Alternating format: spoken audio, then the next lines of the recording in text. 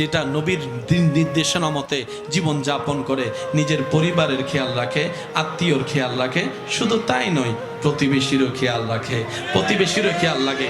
নবী রাহমাতুল্লিল আলামিনের হাদিসে পাকের ফরমান হচ্ছে, তুমি যদি পেট ভরে খাও, তোমার প্রতিবেশী যদি ক্ষুধার্ত হয়ে ঘুমায়, তাহলে তুমি আমার উম্মত নও, তুমি আমার উম্মত নও, তুমি আমার উম্মত নও।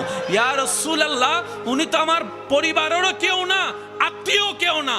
নবী বলে যে যাই হোক না কেন, তোমার ঘরের প্রতিবেশী তো, তোমার রবের বান্দা তো, আমি নবীর উম্মত তো, সুতরাং তুমি যেখানে আপন পর করেছো তোমার সিদ্ধান্ত অনুযায়ী তুমি আমার উম্মত হতে পারো না।